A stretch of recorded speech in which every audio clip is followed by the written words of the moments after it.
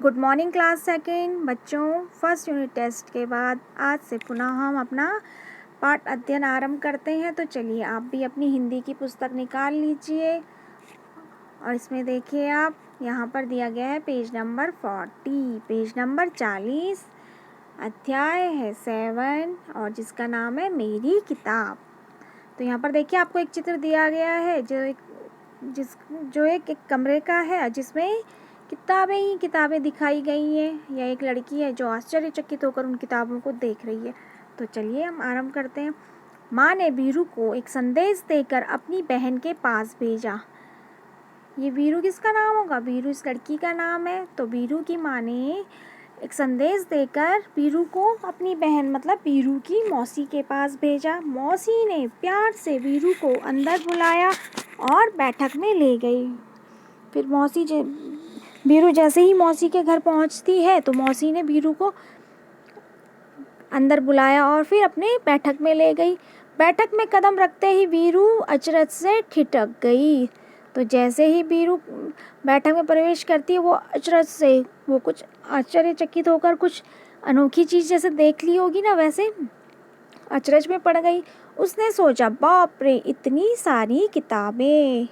उसने क्या देखा? वहाँ किताबें ही किताबें देखा और उन्हें देखकर उसने सोचा कि यहाँ तो कितनी सारी किताबें हैं। नेक्स्ट पेज में देखिए आप, वहाँ नीचे से ऊपर तक किताबों से भरे खानों वाली 2 लंबी दीवारें थीं।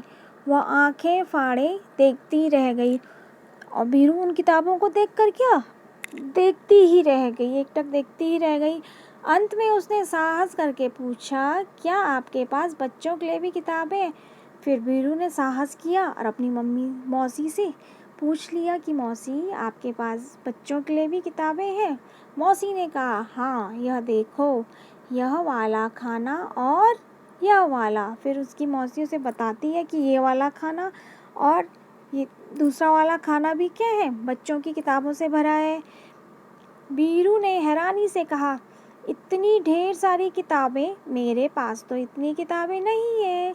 फिर मौसी ने कहा, यदि तुम चाहो तो मैं पढ़ने के लिए तुम्हें कुछ किताबें दे सकती हूँ। तुम्हें किस तरह की किताबें सबसे अधिक पसंद है? तो फिर मौसी ने वीरू से पूछ ही लिया कि तुम बता दो अपनी पसंद से कि तुम्हें किस तरह की किताबें पसंद है। फिर वीरू ने धीरे से कहा, मुझे मालूम नहीं। मौसी ने एक किताब निकालकर वीरू को पकड़ाई और कहा, तुम यह किताब पढ़कर देखो। फिर मौसी ने क्या, एक किताब निकाली और वीरू को पढ़ने को दी कि तुम इस किताब को पढ़कर देखो। वीरू घबराकर पीछे हटी और बोली, बाप रे, यह बहुत मोटी है। मौसी ने सुझाव दिया, अच्छा, तो फिर शायद यह वाली ठीक रहेगी। फिर मौसी ने सोचा कि क्या बोलते, दूसरी किताब देखती हूँ। तो दूसरी किताब देखकर मौसी ने उसे बोला कि शायद यह वाली ठीक रहेगी तुम्हारे लिए। फिर वीरू बोली, यह बहुत बड़ी है, मेरे बस्ते में नहीं आएगी। अब जो दूसरी किताब थी वो क्या थी? बहुत बड़ी थी। फिर वीरू ने उसे देखकर सोचा कि ये मेरे बैग में नहीं आएगी। फिर देखिए आप, फिर मौसी ने एक तीसरी किताब दिखाई और इसके बारे में क्या ख्याल है?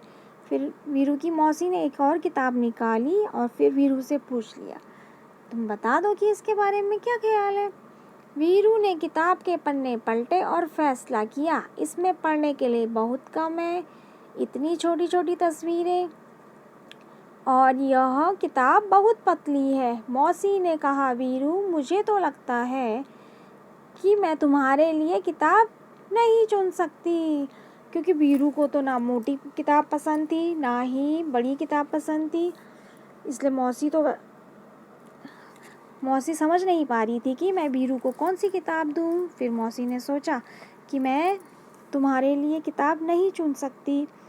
ऐसा करना, अगली बार जब तुम आओ तो अपने साथ एक फुट्टा लेते आना। फिर मौसी बोलती है कि ऐसा करो तुम क्या, जब तुम अगली बार नेक्स्ट टाइम आओ तो अपने साथ एक फुट्टा क्या हुआ?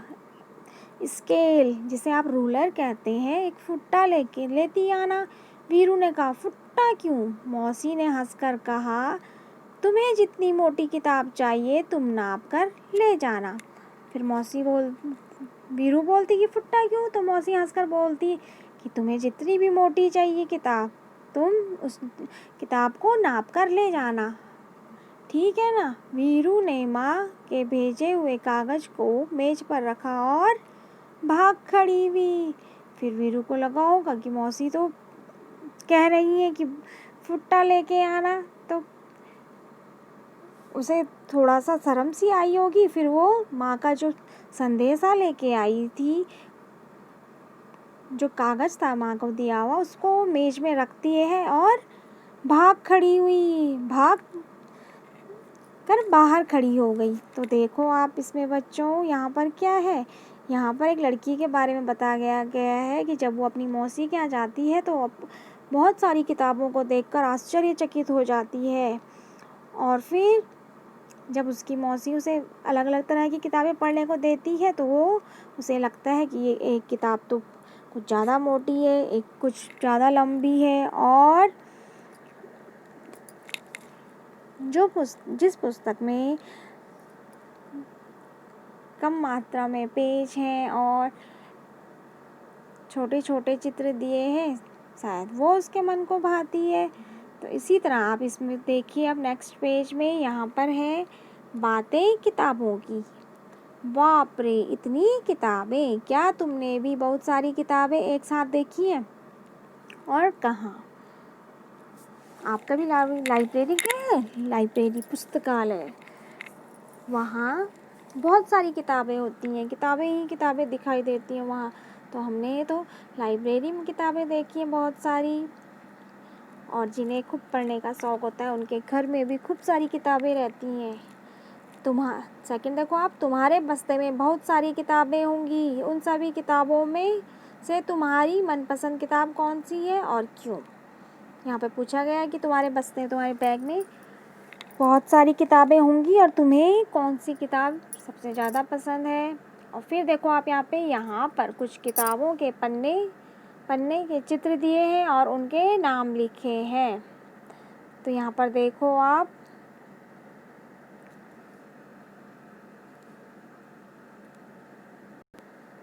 देखिए आप यहाँ पे ये पन्ने दिए गए हैं, तो पढ़िए। नाम था उसका आसमानी। ये क्या फर्स्ट पेज है जो उसमें दिखाया गया, एक मछली दिखाई गई है और फिर नीला कलर दिखाया गया। तो यहाँ पे है इसका नाम था उसका आसमानी। दूसरा है किसना, फिर तीसरा बजती गेंद, और चौथा बंटू मेरा दोस्त। तो इसमें देखो आप, तुम इनमें से कौन सी किताब पढ़ना चाहोगे और क्यों, ये आपको लिखकर बताना है यहाँ पे कि तुम इनमें से कौन सी किताब पढ़ना पसंद करोगे। तो आप सोचिए, फिर लिखिए थोड़ा सा उस बारे में। ओके, फिर नेक्स्ट पेज में देखो आप, यहाँ पर है नाप तौल। तो नाप तौल में देखेंगे हम, मौसी ने वीरू को फुट्टा लेने को क्यों कहा, और ख है अलग अलग चीज़ों को नापने या तोलने के लिए अलग अलग चीज़ों का इस्तेमाल करते हैं। तुम नीचे दी गई चीज़ों को किन चीज़ों से नापोगे। तो यहाँ पर देखो आप, ये देख लीजिए आप, यहाँ पर भी नाप तौल लिखा गया है। फिर क था उसमें, मौसी ने वीरू को फुट्टा लाने के लिए क्यों कहा। तो उत्तर देखो आप, मौसी ने वीरू को फुट्टा लाने के लिए इसलिए कहा क्योंकि फुट्टे की सहायता से वीरू पुस्तक का नाप ले सकेगी और फिर अपनी पसंद के नाप वाली छोटी और पतली पुस्तक ले जाएगी। इस तरह से आप लिख सकते हैं उसका आंसर। फिर ख देखिए आप, नीचे दी गई चीज़ों को नापने के लिए प्रयोग किया जाता है। जैसे कपड़े को नापने के लिए किसका प्रयोग करते हैं, कपड़े को नापने के लिए इंच टेप का प्रयोग करते हैं। आम को तोला जाता है, और आप जब मार्केट जाते होंगे तो आपको आम वाला या सब्जी वाला जो दिखते होंगे तो वो क्या करते हैं, अपने तराजू में बाट रखते हैं और उसमें फिर एक साइड सब्जी रखते हैं, एक साइड बाट रखते हैं। तो हम आम को किससे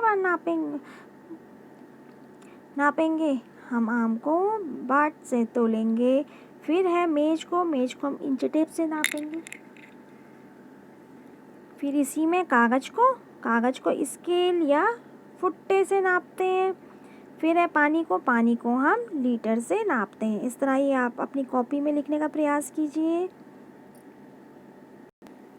इस तरह से आप भी इसमें कॉपी में और ये बुक में लिखने का प्रयास कीजिए। फिर नेक्स्ट देखिए आप, यहाँ पर है आओ खेले अंताक्षरी।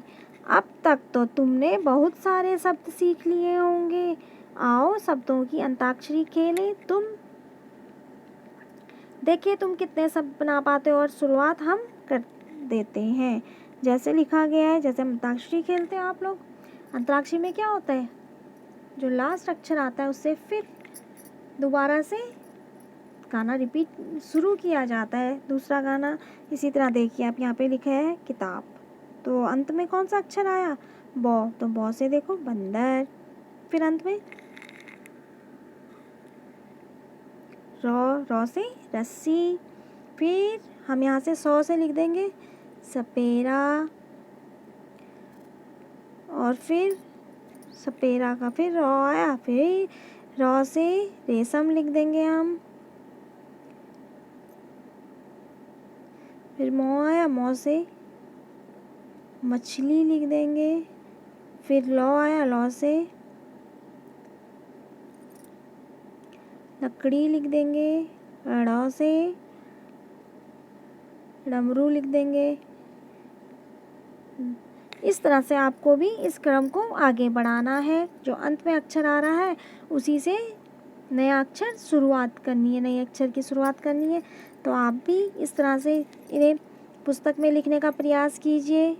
और फिर है इसी में नेक्स्ट पसंद और नापसंद। तो यहाँ पर है बीरू को मौसी ने किताबें चुनने के लिए कहा तो वह नहीं चुन पाई। फिर है तुम्हें अपनी पसंद की चीज़ें चुनने को कहा जाए तो तुम कौन कौन सी चीज़ें पसंद करोगे। तो बच्चों आपको यहाँ पर अपनी पसंद की चीज़ों के नाम लिखने हैं। जो चीज़ें आपको यदि चूज़ करने को कही जाए तो आप किस चीज़ को सबसे पहले चुनना पसंद करेंगे, तो आप यहाँ पर उन चीज़ों के नाम लिखिए। ओके बच्चों।